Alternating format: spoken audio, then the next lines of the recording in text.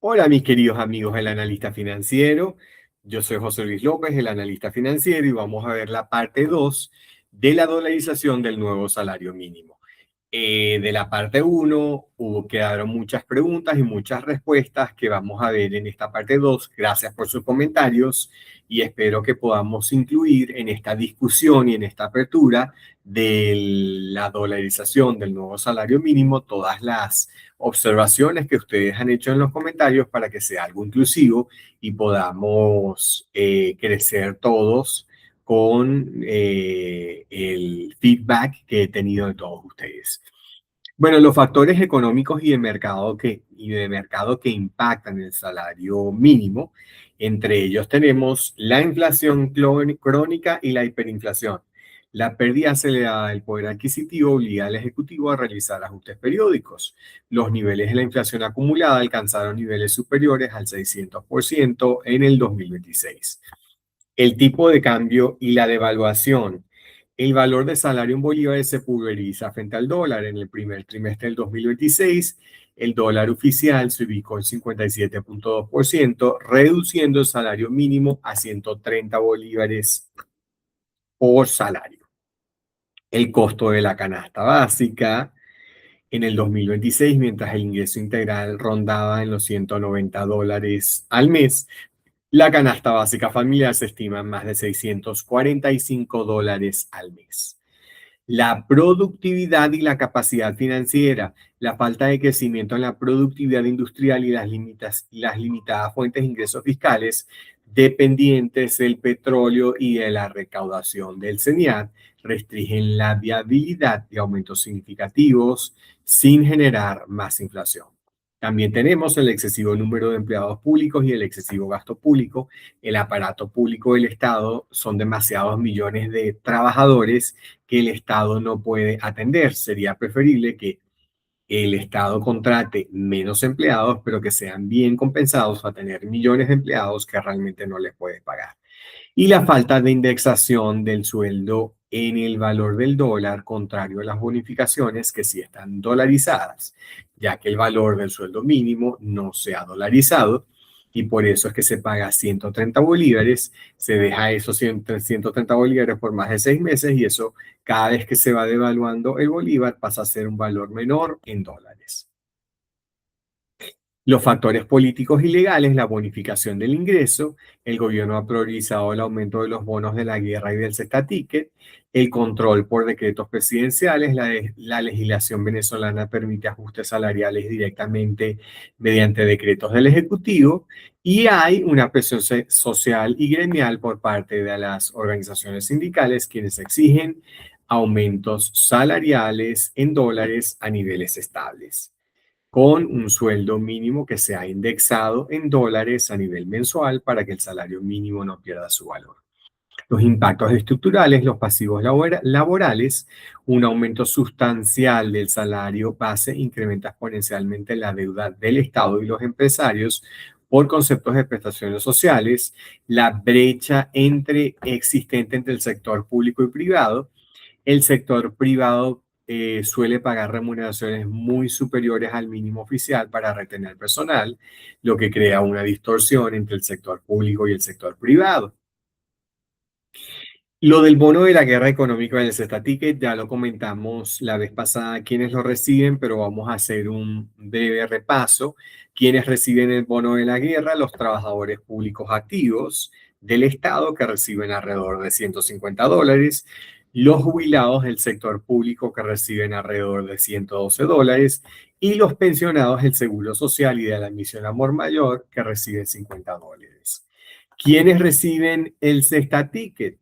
Los trabajadores del sector público se les paga los $40 el Cesta Ticket, los trabajadores del sector privado los $40 y quienes están excluidos, los jubilados y pensionados del Seguro Social no reciben Cesta Ticket.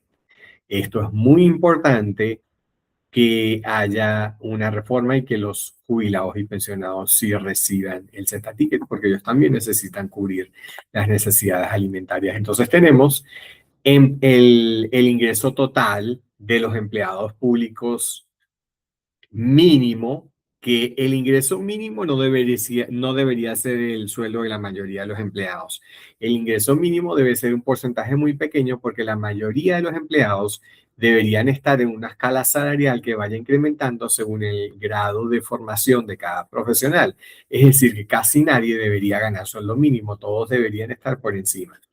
Pero el ingreso mínimo en este momento tenemos el empleado público activo, el bono de la guerra en $150, recibe el Cestatic en $40, para un total ingreso integral de $190. El jubilado público recibe un bono de guerra de $112, no recibe ese ticket y el ingreso total es de $112. Y el pensionado del Seguro Social y de la Misión Amor Mayor reciben un bono de guerra de $50, no reciben ese ticket y reciben la pensión del sueldo de 130 bolívares. Nota de los pensionados: en algunos ciclos recientes se han reportado bonos especiales únicos en montos superiores para este grupo. Las propuestas y las conclusiones, según todo lo que hemos recolectado anteriormente y lo que me ha hecho reflexionar y añadir más puntos según su feedback y según el feedback de los tanto los jubilados del sector público como los jubilados del Seguro Social y los pensionados del Seguro Social. En el contexto actual es necesaria la dolarización del sueldo mínimo, que sea indexado en bolívares al valor del dólar, por un valor no menor al 33.33% o 50% del valor total del ingreso total mensual. Esto quiere decir que si el salario integral es de $300, incluyendo todas las bonificaciones, el valor mínimo del sueldo ha de ser $100 o 33.33% o $150, que es el 50% del total ingreso mensual, incluyendo las bonificaciones. Esto garantizaría que la carga del pasivo laboral sea sostenible para la empresa privada, también para el Estado, y que el empleado reciba una prestación social digna con respecto a todos sus años de servicio, un mínimo de prestación social. Si no se puede incrementar el salario al nivel total, al sueldo, al nivel total del ingreso mensual, que por lo menos el porcentaje mínimo sea 33.33% o 50% del ingreso total, incluyendo todas las bonificaciones.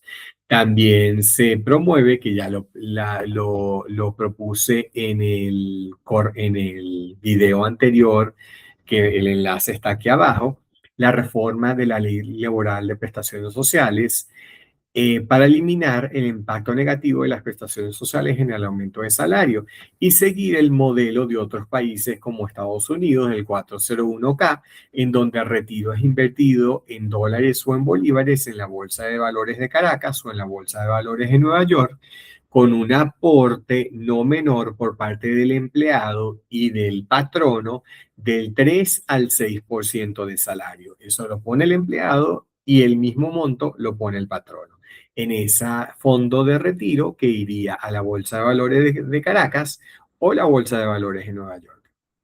La sinceración de los salarios a niveles dolarizados para que, si hay devaluación del bolívar con respecto al dólar, el empleado no pierda el valor de su sueldo. Es decir, no sea, el sueldo no sea 130 bolívares, sino sea $130. Y si el bolívar se va devaluando, el empleado siga recibiendo los $130 mensualmente para que no pierda valor en el tiempo. Y bueno, también se ha recomendado una reforma tributaria impulsada por el Ejecutivo para mejorar la eficiencia y la recaudación del CENIAT y posiblemente mejorar la compensación de los empleados del CENIAT, profesionalizar el CENIAT para que los empleados se sientan motivados y para que los niveles de eficiencia y de recaudación mejoren.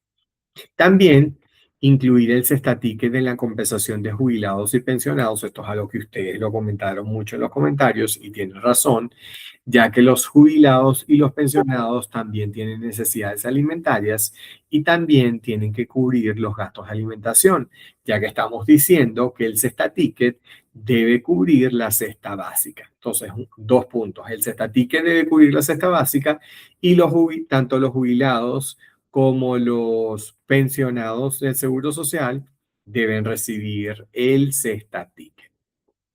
Bueno, esto es todo. Creo que con esto he incluido todos los comentarios y todas las observaciones que ustedes hicieron.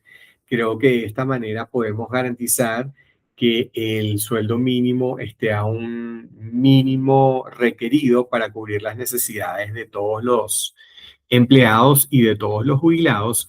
Y el otro punto que también quería comentar es que el cesta ticket debe incluir el precio de la cesta básica. Si se está hablando la Confederación de Trabajadores de Venezuela, OCTV, estaba hablando de un sueldo mínimo de alrededor de $350.